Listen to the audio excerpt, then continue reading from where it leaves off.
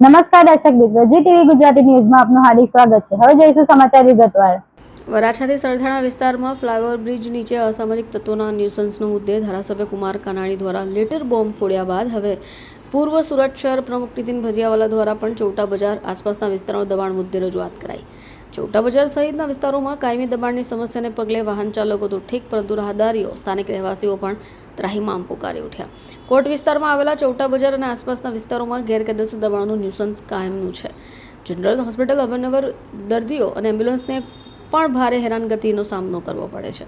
હોસ્પિટલના સંચાલકો દ્વારા અગાઉ રજૂઆત કરાઈ, છતાં કોઈ નક્કર કરાઈનો અભાવ જોવા નહીં મળ્યો।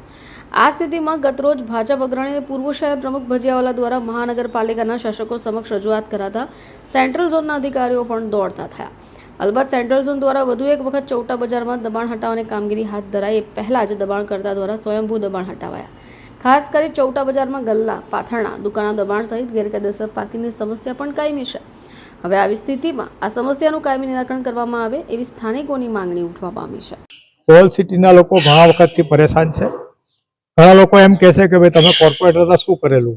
હું કોર્પોરેટર ત્યારે પણ લડતો હતો અને નથી તો પણ લડું છું। કેમ કે આ વિસ્તારના લોકોએ મને મત આપેલા હતા અને એમની સમસ્યા માટે મારે લડવું એ મારી ફરજ છે। એના કરતાં વધારે 100 વર્ષ જૂની સુરત જનરલ હોસ્પિટલ જ્યારે આવી સમસ્યાઓને કારણે બંધ કરવા પર આવી જતી હોય તો એને માટે જો આપણે લડીએ નહીં તો આપણે નમાલા કહેવાય। ત્યાંના લોકો આક્રમક છે, ત્યાંનો ધારાસભ્ય આક્રમક છે। તંત્રને ખબર છે કે જો ત્યાં કોઈ એક્શન નહીં લેશું તો ત્યાંની પ્રજા રોડ પર આવી જશે। મારી પાસે માહિતી છે એ મુજબ ત્યાં કોઈક એવી સમિતિ પણ બની છે વરાછા પર, જે સમિતિ પણ આ બાબતમાં ઇન્ટરેસ્ટ લે છે।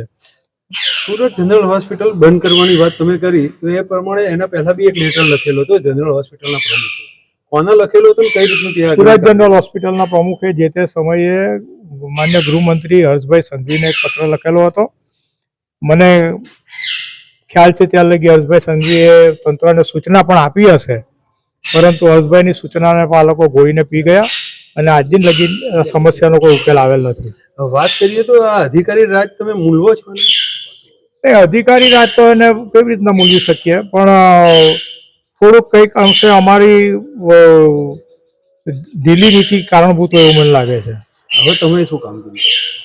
હવે તો જોઈએ, આજે અત્યારે રજૂઆતો થઈ છે, શું થાય છે। અહીંયાની પ્રજાને જોડે મિટિંગ કરીશું કે ભાઈ અહીંયા રહેવું છે કે પછી ભાગી જવું છે આપણે પણ।